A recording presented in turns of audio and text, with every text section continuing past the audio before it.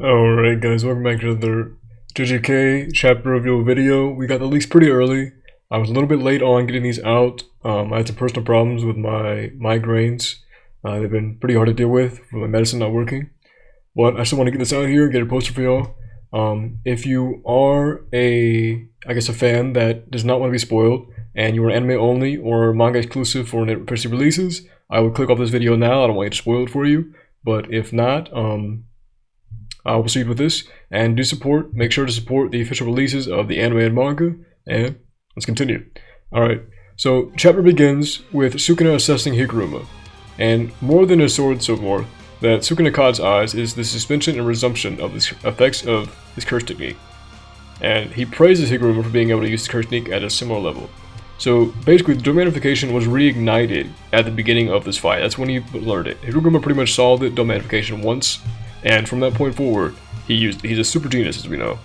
So, like as Sukuna said, what intrigued him even more was that the interruptions caused by the domanification and the subsequent resumption of the curse technique effect were very small, and he compared it being similar to the abilities of himself, which is insane because, as he mentioned before with Gojo Satoru in his original fight with Makaraga, he had to balance it out to where when he did domanification to where he could interact with the Gojo, he also had to make it to where it wasn't too long to where Maharaga would be able to adapt at the same time. And he compared the two alike, with his sword being ignited and domain amplification being applied. His ability is similar to that of himself, and similar to Sukuna's, which is insane to think about. Like, that's wild. He's praising him to that degree. And then the following panel, we see a nice full spread of Sukuna's arms out, one hand enchanting, and he says, "Higuruma Hiromi," right? As he's asking himself, "You are Higuruma Hiromi, correct?" From this point on, we see all of them pretty much shocked, and Sukuna is going to pan up, kind of like Emu from One Piece, pans up to his eyeballs, and we see he's fixing to chant something pretty crazy. So Yuji catches up to both of them, and as this happens, the buildings start collapsing apart and destroyed, and the slashes almost reach Higuruma, which comes through with the final clash here. Yuji then tries to punch Sukuna, but he gets held off by Yuji and sends slashes at Yuji's chest, which Sukuna disdainfully tells Yuji, "When will you ever understand? You truly are boring. There's nothing interesting about you." So before this, we get pretty much a little shot of Sukuna basically throwing a little dismantle at the buildings around it, and it kind of clashes into Higuruma, his like face, but it kind of like leaves him over. He just gets cut up a little bit and it smashes. But when we see this, Sukuna grabs onto Yuji's side, grabs him, and then uses dismantles through him and cuts him up. It looks very, very bad when we see this. But you see like this gash just go straight through him on his side. It basically goes through like 90% of his torso pretty much is cut through. And he basically just tells him he's not interesting, and there's not a single interesting bone in his entire body. And as that happens, simultaneously the entire building crashes through. Then we see Higuruma trying to come up with the executioner sword and stabbing at Sukuna, but Sukuna manages to dodge every single blow. And then following this, Sukuna is even able to manage to punch Higuruma straight in the face. But Higuruma comes back with a quick volley and tries to stand backwards and stab him behind himself. We then see Sukuna begin to chant. And with this point, he sends a powerful dismantle straight at Higuruma. And his chant is Scale of the Dragon, Recoil, Twin Meteors, Dismantle. So with this proves that he has to charge up a little bit for his actual powerful dismantle to fire off. And when this happens, we see Sukuna himself say, "Heal yourself, go on and try."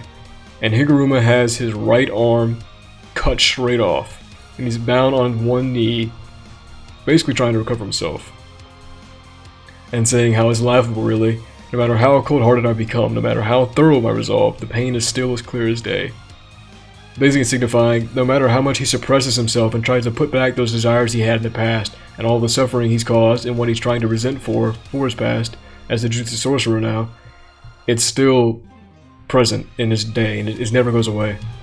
Sukuna then replies with, "Is this as far as you go?" cutting off his left hand, which was holding the Executioner's blade, and saying, "Next is your head, you'll need reverse curse technique." And he says, "You know that, right?" He says, "Come on, give it your best shot, otherwise it's the end of the line for you." Basically saying like, "Ganbare, ganbare, keep on, keep trying," which is the signature phrase.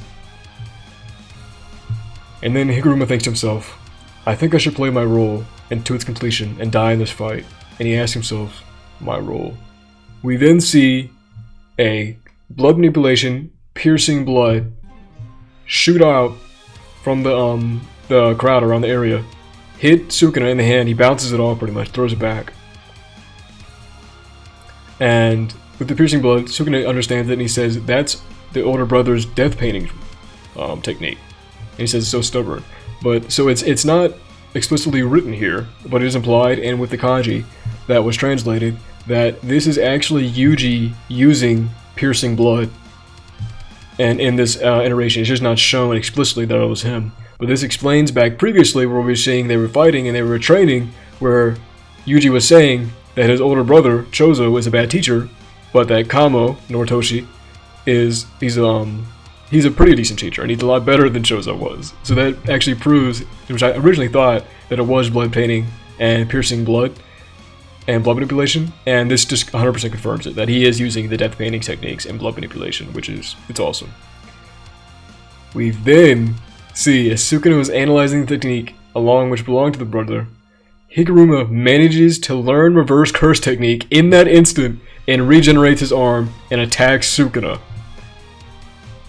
Higuruma's executioner's sword then pierces Sukuna's arm, pinning it to the wall.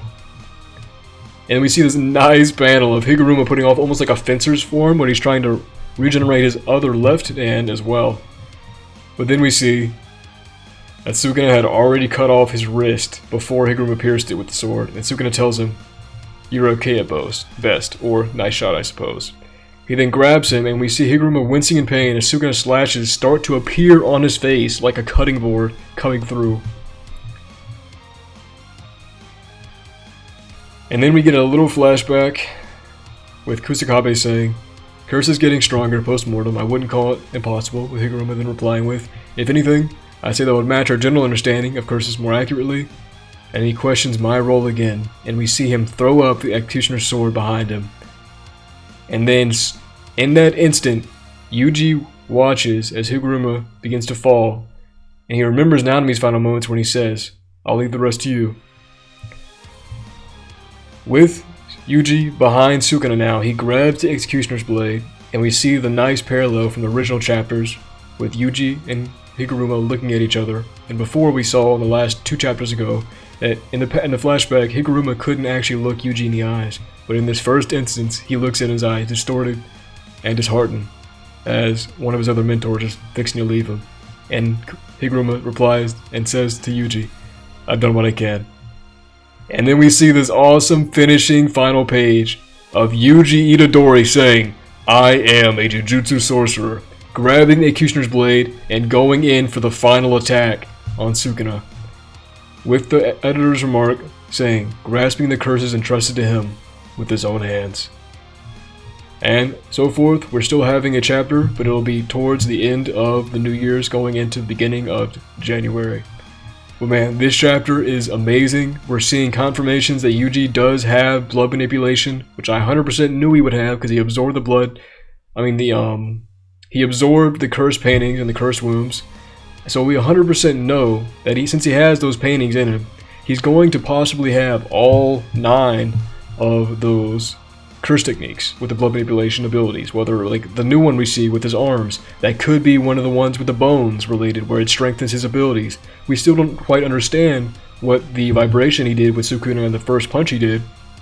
Well, we can assume it's related to some degree, but I'm really looking forward to seeing what comes out with this. Now obviously Gege is baiting us, as this is a cliffhanger of the chapter. Sukuna's not actually going to die from the sword, even though it'd be very nice to see Yuji's get his moment here. It's not going to happen. The next chapter, 100%, Yuji is going to fail. Sukuna's going to grab it.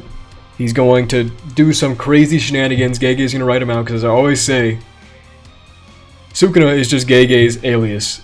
Sukuna is Gege, and Gege is Sukuna. They're one and the same.